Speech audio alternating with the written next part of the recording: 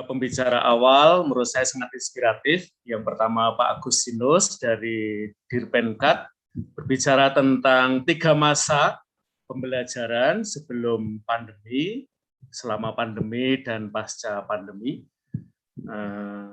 Saya nanti akan mengajukan pertanyaan, apakah pembelajaran terutama pada masa pandemi memberikan kebijaksanaan kepada kita. Lalu dari Pak Yohanes Dwi, kita seringkali menempatkan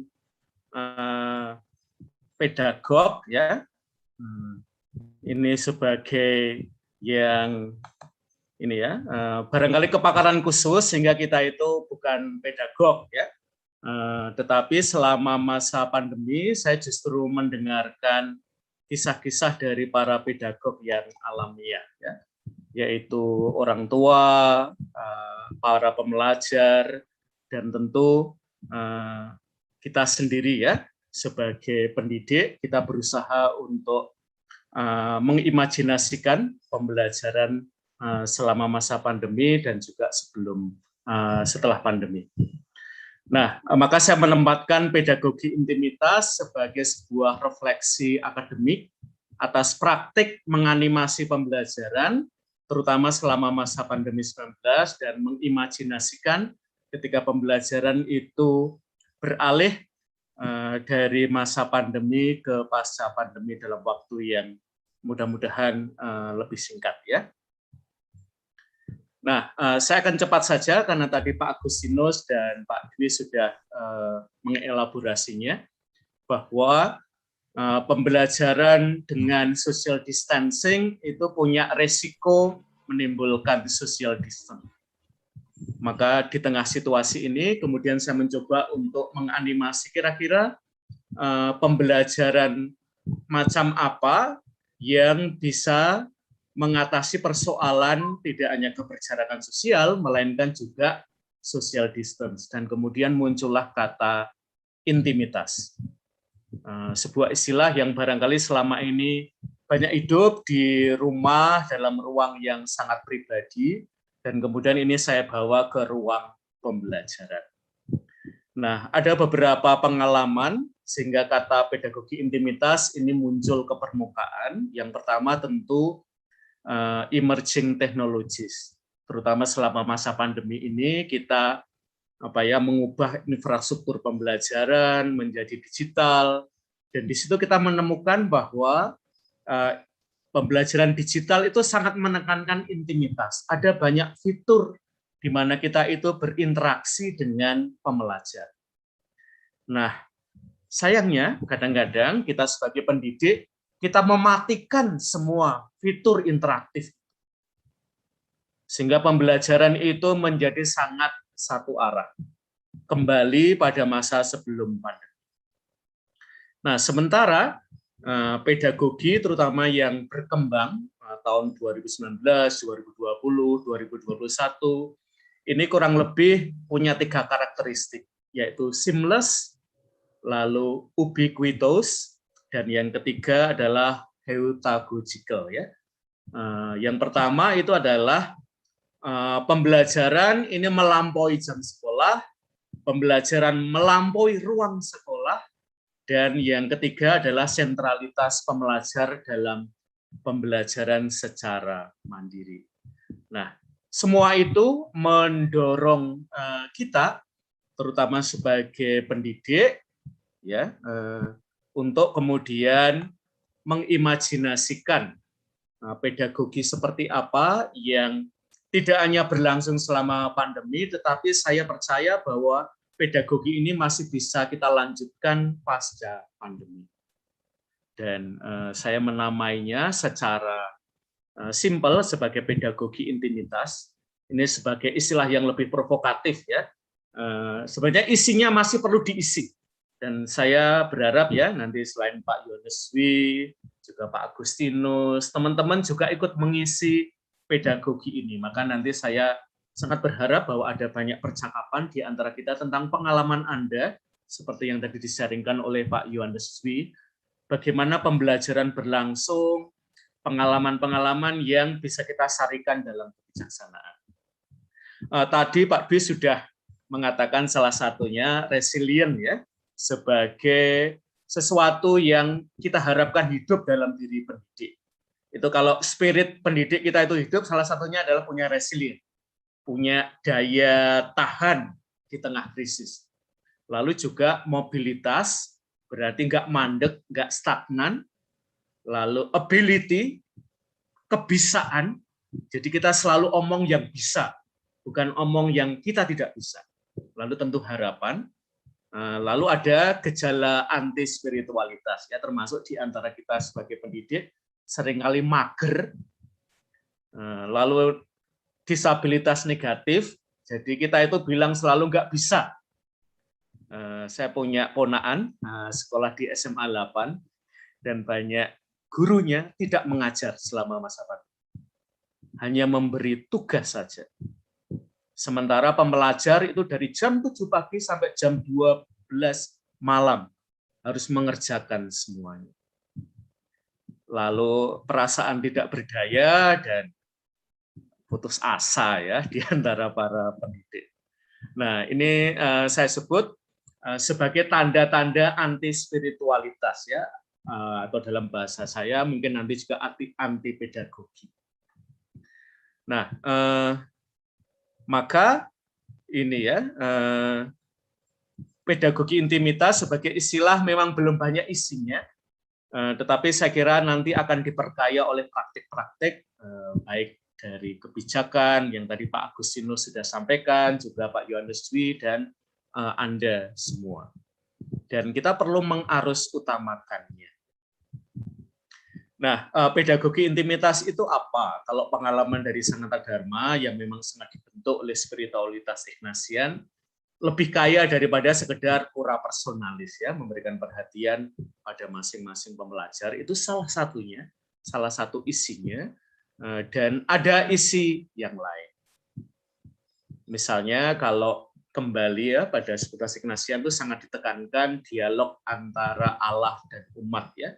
Saya kira tadi Pak Yohanes Dwi sudah banyak mengeksplorasi itu, bahwa dalam pembelajaran interaksi antara pendidik dan pembelajar dalam pembelajaran itu adalah sebuah keharusan. Kalau itu hilang, pembelajaran mau kita beri arti apa lagi kalau interaksi antara pendidik dan pembelajar itu tidak ada lagi.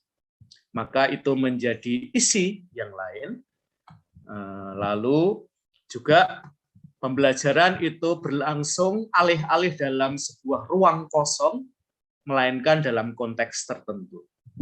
Tadi Pak Agustinus sudah menyebut ya konteks di mana misalnya ketidakberdayaan energi, ya, ketidakberdayaan sinyal, juga infrastruktur digital di rumah-rumah yang menjadi lokasi-lokasi baru pembelajaran. Ini perlu kita perhitungkan ya, sehingga misalnya dalam pembelajaran dengan pedagogi intimitas, on cam atau off cam itu tidak penting buat saya. Yang penting adalah percakapannya. Kita bisa tetap berinteraksi dengan sangat gayeng, bahkan dengan off cam. Sementara banyak sekolah ya, termasuk di tempat keponakan saya itu ujiannya minta on cam ya.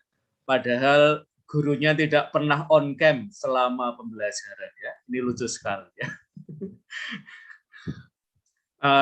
Dan saya kira ini ya, selama masa pandemi ini perlu kustomisasi ya, sebuah istilah dari pembelajaran digital, penyesuaian bahwa termasuk nanti ya setelah pandemi ini berakhir, kita tidak sekedar kembali ke masa sebelum pandemi, tetapi kita melakukan leap ya, lompatan di dalam pedagogi kita, di dalam pembelajaran kita.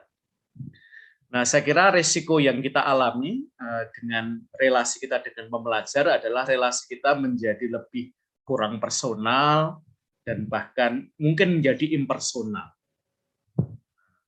Dan ini yang seringkali dikhawatirkan oleh pendidik ya, kalau kameranya dimatikan. Nah, apakah mereka masih bersama kita ketika kameranya dimatikan? Dan saya sendiri tidak pernah punya kekhawatiran itu ya.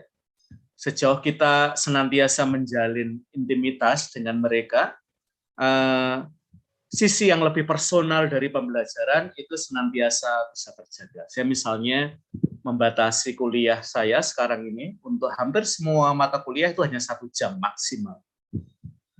Dan dalam 1 jam itu saya bisa melibatkan antara 15 sampai 20 mahasiswa untuk memberi kekayaan ya.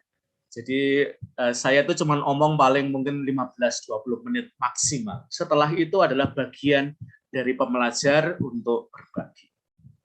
Maka model-model pembelajaran yang sekedar memindah konten pembelajaran dari ruang luring ke daring, itu berarti kita menyempitkan rumah ya sebagai ruang dan spasial hanya untuk ngerjain PR.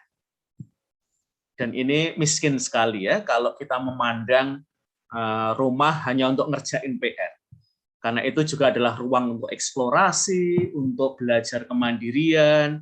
Berarti misalnya Pak Dwi sudah sharing ya, bagaimana pembelajaran agama itu mengalami animasi ya, anak-anak misalnya membuat laporan tentang rumah-rumah singgah, lalu mungkin aktivitas jogotongo, lalu konten pembelajaran iman Katolik itu mengalami pemerkayaan ya pada masa pandemi ya, alih-alih mengalami diskoneksi dari konteks tempat.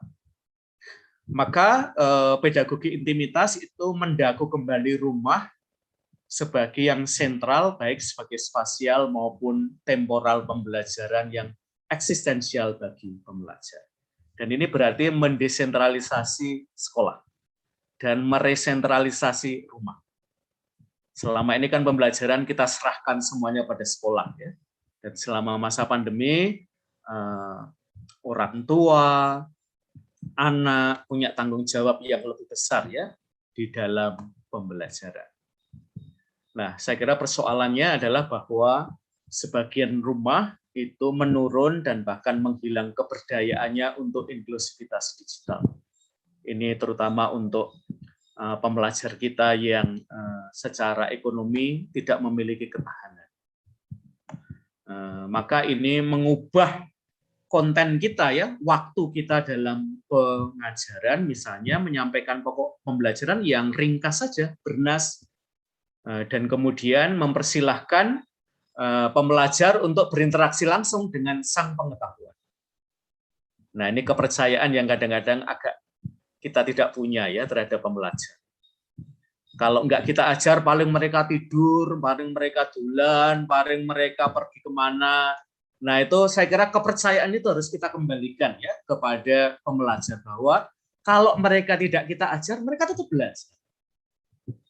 Sekurang-kurangnya belajar dari lingkungan setempat. Maka saya semacam mengajukan gagasan ini bahwa kemandirian pembelajaran mustahil tercipta ketika pendidik mengekalkan rituan pembelajaran yang menimbulkan ketergantungan akademik pembelajar padanya.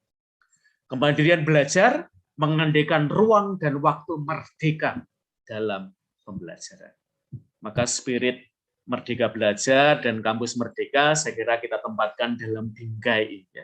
Tanpa kemerdekaan, pembelajaran ya akan senantiasa dialami sebagai penjajahan ya akademik oleh pembelajar kita. Dan saya kira ini juga terutama ketika pembelajaran itu bergeser ke rumah, mestinya aktivitas pembelajaran itu semakin beragam. Bisa jadi bekerja membantu orang tua itu tidak harus selalu dilawankan dengan pembelajaran, ya, tetapi itu barangkali akan lebih memperkaya pembelajaran kita. Maka prinsipnya adalah non multa sed multum, bukan banyaknya melainkan kualitas. Nah, karena pembelajar miskin ini menjadi bagian dari pembelajaran, maka kita tidak bisa abai terhadap keberadaan mereka. Maka apakah itu bantuan akademik yang tadi sudah disampaikan juga oleh Pak Agustinus ya, dengan memberikan kuota atau bahkan memberikan sarana belajar atau finansial dengan beasiswa, menurut saya itu akan mendorong ya pembelajaran semakin berdaya untuk agar tidak terjadi digital divide selama pembelajaran daring ini. Dan yang karakter yang ketiga yaitu heutagogical ya, bahwa pembelajaran aktif itu berarti menciptakan ekosistem bagi mereka untuk belajar secara mandiri, mengeksplorasi akademik, kreatif dalam pembelajaran, dan reflektif atas pembelajaran. Ini kalau teorinya Bloom, berarti level 3, level 4 ke atas ya, sementara level 1 dan 3 ini yang biasa kita lakukan ketika pembelajaran luring. Maka dari pihak kita adalah keterbukaan terhadap perubahan dan pembelajaran terus-menerus, bahkan learn how to learn ya. Sehingga ini tidak hanya pada sisi pembelajar, melainkan juga pada sisi kita sebagai pendidik. Nah, ini adalah salah satu situasi real yang kita temukan. Ini juga sama. Maka ketika ada kritik dari pembelajar terhadap pembelajaran yang berlangsung, kita harus buka telinga, ya. Terutama mereka yang membutuhkan penemanan, sehingga pembelajaran itu merupakan sebuah adventure.